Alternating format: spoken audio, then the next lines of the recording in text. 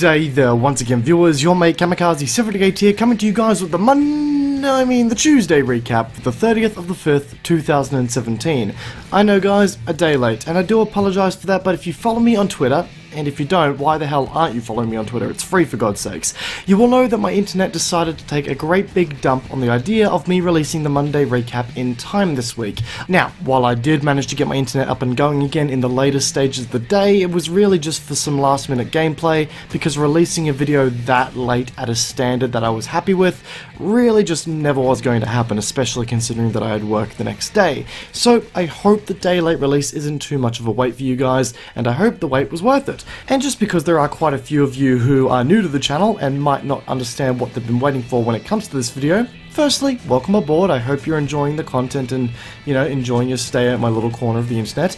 And secondly, this is the Monday Recap series, the series where we go over some of the gaming news that's been popping up over the past week that I haven't had a chance to cover in more fleshed out videos, and it's also an opportunity for us to do some Q&A, that is of course assuming I get enough questions in the comment section from you guys at the last Monday Recap. So if you've got any questions for me, leave them in the comment section down below. Anyway, what's been going on in the world of gaming? Well, to kickstart us off here, some interesting things have been surfacing surrounding Planetside 2, more specifically, the vehicle side of Planetside 2.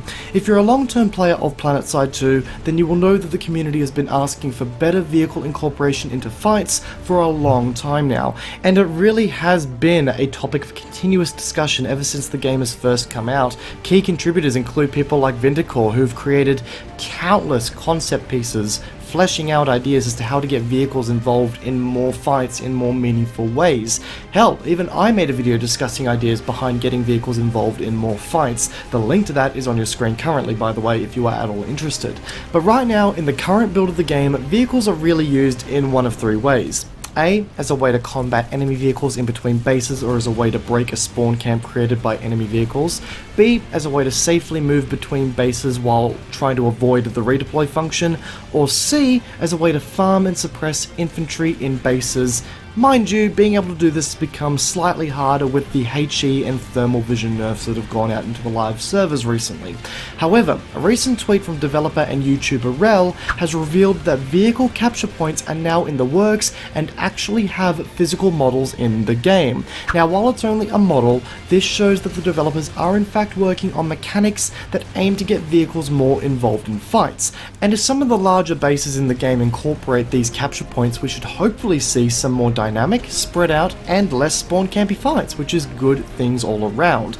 In a perfect world, I would love it for these vehicle capture points to act just like infantry capture points, in the sense that the more you hold, the faster a base ticks down, meaning that defenders have another way to attempt to claw back the base, and attackers can no longer focus entirely on sitting there and watching the spawn room. Again, hopefully resulting in more interesting fights. Anyway, moving on, PlayerUnknown's Battlegrounds received its May monthly update over the past week, which aimed to incorporate some brand new content, as well as some serious fixes and optimizations to improve the game overall. A new sniper rifle was added to the game in the form of the VSS, a semi-automatic or full auto 9mm sniper rifle that comes out of the box with an integrated suppressor and 4x scope.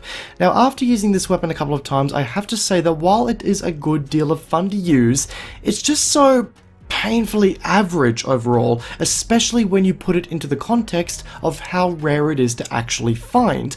Now, don't get me wrong, it has its advantages. The inbuilt suppressor makes it the quietest weapon in the game, and I'm really not joking when I say that. If you are being engaged by this weapon from a long distance, good fucking luck finding out where the shooter is coming from if you're just going to rely on sound alone. This thing is dead bloody quiet.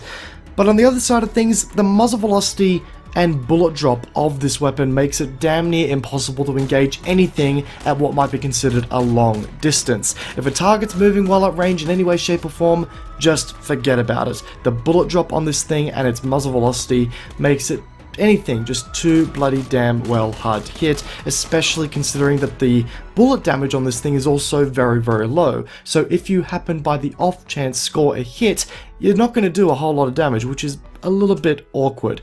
It kind of feels like a sniper rifle that just wants to be an assault rifle of sorts.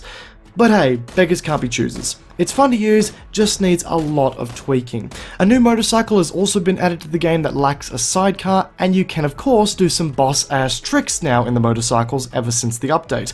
Seriously, what more could you want out of a Battle Royale game? On top of all that, the game has received some optimization improvements and balance passes to weapons such as the Vector. If you're interested in reading up on those in more detail, feel free to follow the link in the description down below. And just while we're on the topic of PlayerUnknown's Battlegrounds, my friends, I'd just like to quickly announce that Aegis7, the guys that I run with, or the gaming community that I run with I should say, now have access to hosting custom matches.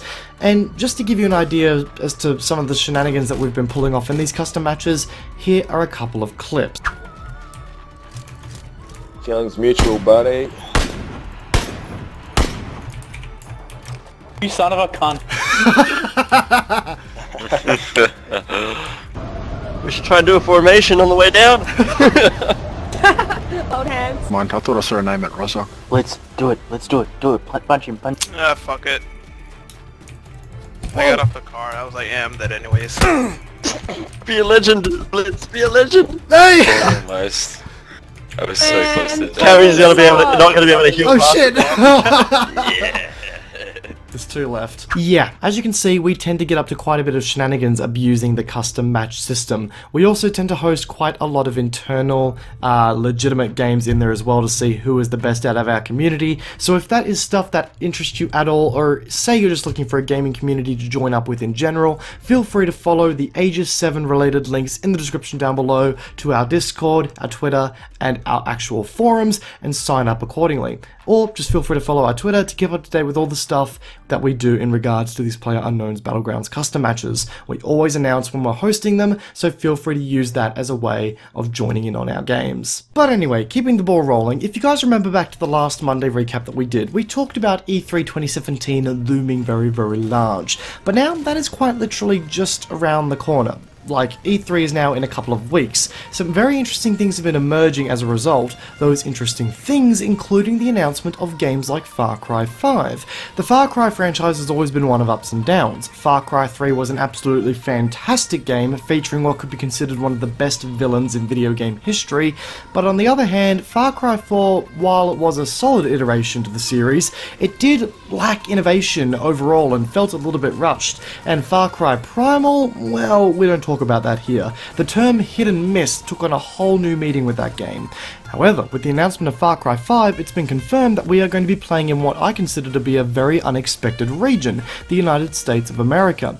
Now, based on the poster and the early trailer footage that we have seen so far, it looks like we're going to be murdering us some white male religious nutjobs, which will not only satisfy the SJWs of the gaming community, but will also be a very fresh take on the franchise. I'm personally very excited to see how they incorporate the gameplay and chaos that can be seen in the Far Cry franchise realistically into the modern day American setting, considering that, well, the previous Far Cry games have always been set in locations where law enforcement is considered to be quite minimal, which is quite contrary for the United States.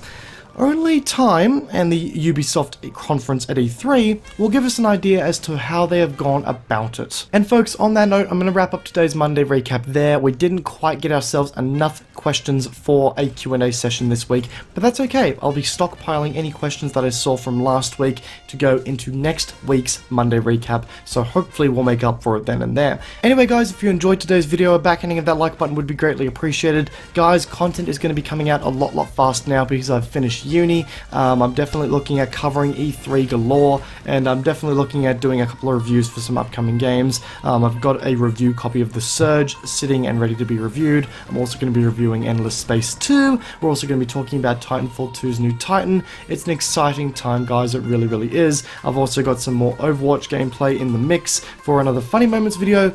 Guys, the list just goes on and on and on, so I'm really looking forward to seeing what we can create here. If you guys are interested in following me for the long term and you're new to the channel, why don't you go around and backhand that subscribe button whilst you're at it, and as per always guys, any feedback is at all appreciated in the comment section down below. Once again guys, I hope you enjoyed today's video, peace out, and I'll be seeing you all next time. Have a good one.